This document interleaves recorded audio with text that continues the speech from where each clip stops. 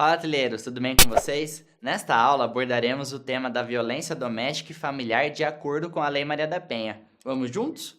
De acordo com a doutrina majoritária, baseado nas disposições da própria Lei Maria da Penha, são determinados alguns requisitos para que a violência doméstica e familiar seja caracterizada no caso concreto. Assim, precisamos que a vítima seja uma mulher, a violência precisa ser praticada em um dos contextos previstos no artigo 5º da Lei Maria da Penha e a vítima precisa sofrer uma ação ou omissão baseada no gênero que lhe cause morte, lesão, sofrimento físico, sexual ou psicológico, ou dano moral ou patrimonial. Mas, Jorge, eu não entendi. Calma, galera. Eu mostrei quais são os requisitos. Agora veremos os principais questionamentos de cada um deles.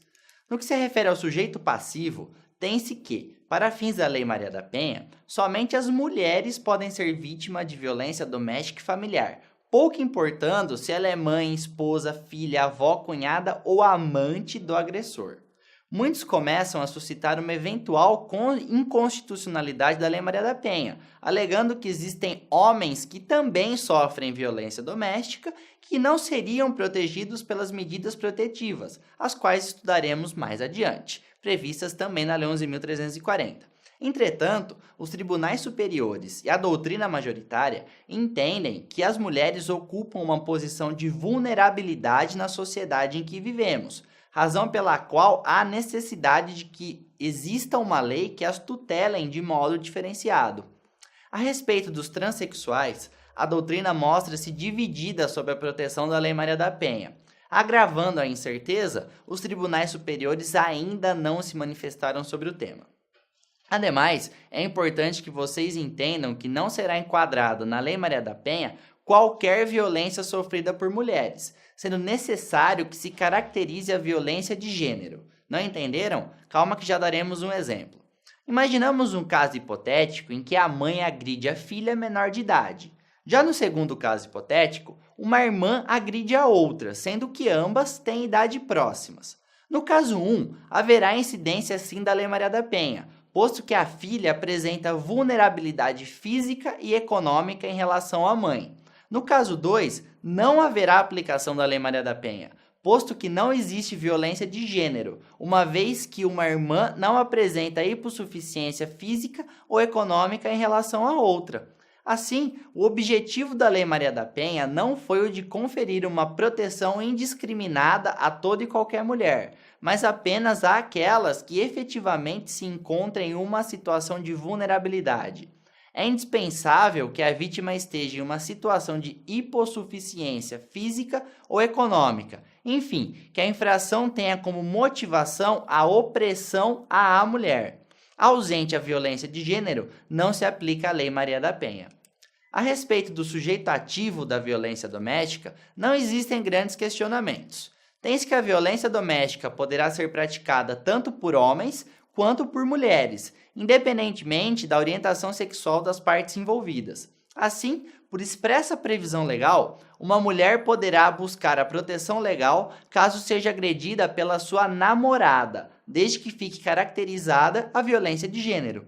Entretanto, é importante que vocês entendam um tema chamado presunção absoluta e relativa de vulnerabilidade, o qual foi tratado pelo STJ no conflito de competência número 88.207. Assim, quando o sujeito ativo da violência for um homem, haverá presunção absoluta de vulnerabilidade da mulher em relação a ele. Por outro lado, quando o sujeito ativo for uma mulher, a vulnerabilidade da vítima será presumida de forma relativa, admitindo-se prova em sentido contrário. No leading case, o STJ tratou da incidência da Lei 11.340 a um caso que envolvia duas irmãs, e eles entenderam que não aplicava a Lei Maria da Penha, posto que a vítima não era vulnerável em relação à sua agressora. Bom, analisaremos agora os âmbitos de violência previstos no artigo 5º da Lei Maria da Penha. O primeiro cenário apresentado pela lei é a violência doméstica, caracterizada por qualquer ação ou omissão baseada no gênero que lhe cause morte, lesão, sofrimento físico, sexual ou psicológico e dano moral ou patrimonial no âmbito da unidade doméstica, compreendida como o espaço de convívio permanente de pessoas com ou sem vínculo familiar, inclusive as esporadicamente agregadas. Como exemplo, temos um marido que agride sua esposa ao voltar para casa depois de beber num bar.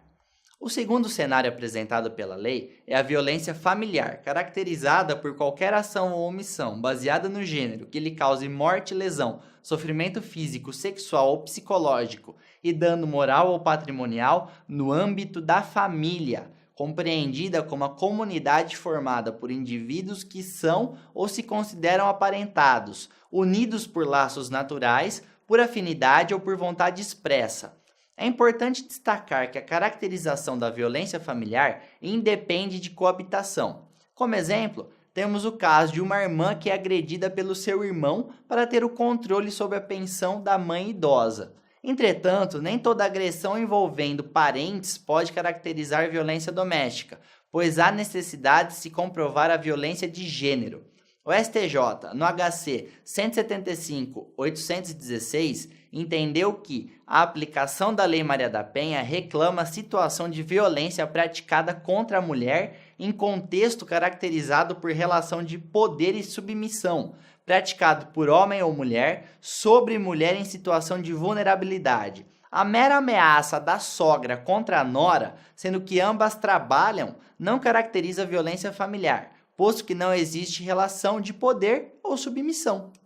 O terceiro cenário apresentado pela lei são as relações íntimas de afeto, caracterizadas como qualquer ação ou omissão baseada no gênero que lhe cause morte, lesão, sofrimento físico, sexual ou psicológico e dano moral ou patrimonial em qualquer relação íntima de afeto, na qual o agressor conviva ou tenha convivido com a ofendida, independentemente de coabitação. Como exemplo, temos as agressões perpetradas por um namorado contra sua namorada, em razão de ciúmes. Por fim, analisaremos as formas de violência previstas em lei, mais precisamente em seu artigo 7º. É importante destacar que as formas de violência exigem dolo do agente. Assim, não é possível aplicar a Lei 11.340 aos crimes culposos. Ademais, vocês precisam entender que a Lei Maria da Penha adota sentido amplo para a palavra violência, abarcando a violência física, sexual, financeira, moral e etc. Já o Código Penal utiliza o termo violência como sinônimo de agressões físicas, porrada. Por violência física, entende-se qualquer conduta que ofenda sua integridade ou saúde corporal. Desta forma, nesse conceito, estão abarcados desde as vias de fato até o feminicídio.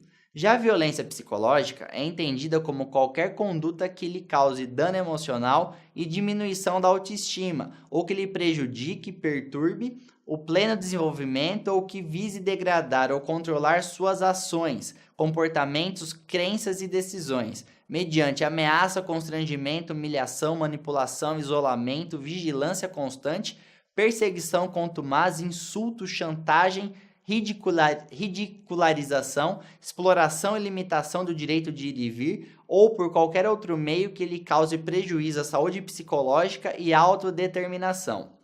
A violência sexual é entendida como qualquer conduta que a constranja a presenciar e a manter ou a participar de relação sexual não desejada, mediante intimidação, ameaça, coação ou uso de força, que a induza a comercializar ou a utilizar de qualquer modo a sua sexualidade, que a impeça de usar de qualquer método contraceptivo ou que a force ao matrimônio, à gravidez, ao aborto ou à prostituição, mediante coação, chantagem, suborno ou manipulação, ou que limite ou anule o exercício de seus direitos sexuais e reprodutivos. No que tange à violência contra o patrimônio, temos que ela é entendida como qualquer conduta que configure retenção, subtração, destruição parcial ou total de seus objetos, instrumentos de trabalho, documentos pessoais, bens, valores e direitos ou recursos econômicos, incluindo os destinados a satisfazer suas necessidades. Por último, temos a violência moral, entendida como qualquer conduta que configure calúnia, difamação ou injúria. Bom, galera, encerramos outra aula. Bons estudos, um abraço.